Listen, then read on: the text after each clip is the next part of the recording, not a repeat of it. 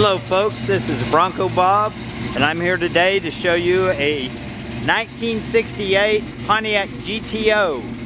This is a black 4-speed car. It's got Flowmaster exhaust. You can hear the exhaust. Sounds real pretty. A little view underneath the car. I'll turn it off here in a minute so you can maybe hear me talking. It's got some American Racing aluminum wheels. The BF Goodrich tires have a lot of tread left on them. It has the factory hood tack, and it's non-functional. I think the wires need to be hooked up. Let me show you the interior. I'm going to rev it up a little bit and let you hear it.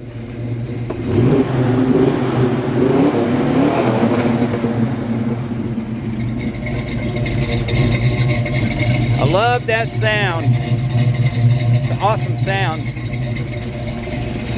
I'm going to show you the good and the bad on this car. I'm going to call this car a Survivor because the interior is original. The seats are in good shape. They're not all tore up or anything. There is a split right here you can see in the driver's seat. The passenger seat has a couple marks on it. The back seat looks good. You can see the rear package tray needs to be redone, and the headliner is starting to pull loose. It's got a wood steering wheel that's in very good shape. It's got the old school aftermarket gauges and battery, oil pressure, water temperature. The dash pad is in excellent condition. It has the original GTO, the 6.5 liter emblems on the door panel. You can see here it's missing the little mirror control. The dash has been cut out to accommodate the Kenwood radio. I kind of hate when they cut the dash on these cars. But walking around the outside of the car, the paint is probably a 10-year-old paint job. And you can see some Bondo scratches. You can see some places here, like here's a couple scratches on the quarter panel. You can see right here on the roof where it's cracking.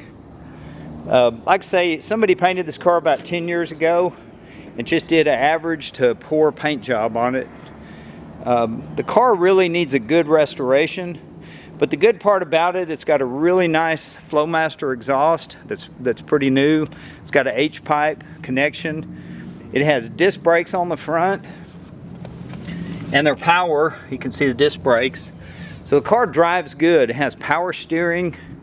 It's a 4-speed car, which to me the 4-speed cars are a lot more fun.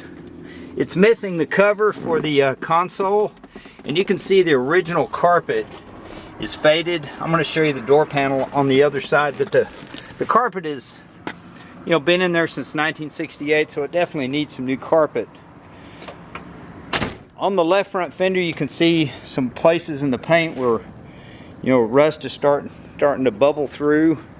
The windshield looks very good. The chrome is good. The front bumper looks very good. We actually ordered an emblem for it. There's a little Pontiac V that goes right here that we'll put on. It's got the hood scoops. On the right side of the car, it's missing the antenna. You can see the hole here, but if you look real close, you can see a little bit of Bondo. So the car definitely had some dents taken out. Pop this side right here. And this is what I was talking about on this door panel. See, the carpet is pulling loose, but it's the original black carpet. And there's that GTO factory emblem for the door panel. Got a little dent right here. You can maybe you can see that in the video. I mean, the overall body's pretty slick. It just needs somebody to sandblast it or sand it down, straighten it real good, and then put a really, really nice slick paint job. The chrome on the bumper, it's got some scratches. It's got a few little places right here. I'd probably recommend maybe re-chroming the bumper.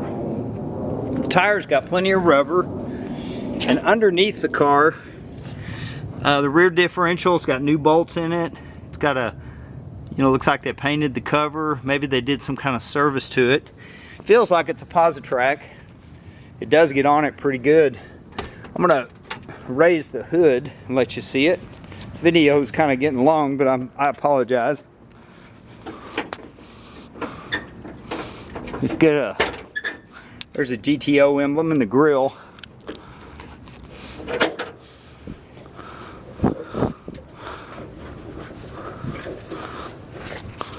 Sorry, I gotta figure out how to open the hood with one hand.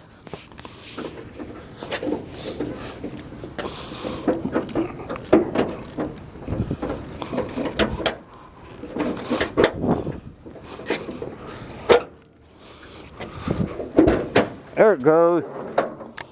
Sorry about that. Takes two hands. This motor hasn't been detailed.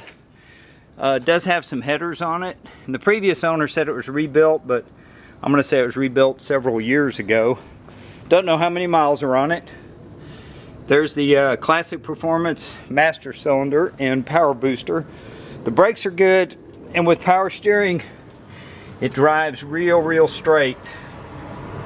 It's got an Edelbrock carburetor, Edelbrock intake, chrome valve covers, and the motor runs good.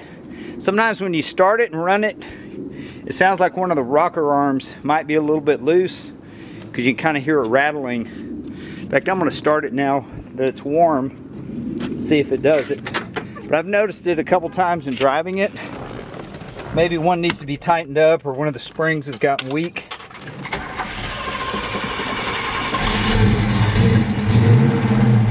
Man, I love those Flowmasters.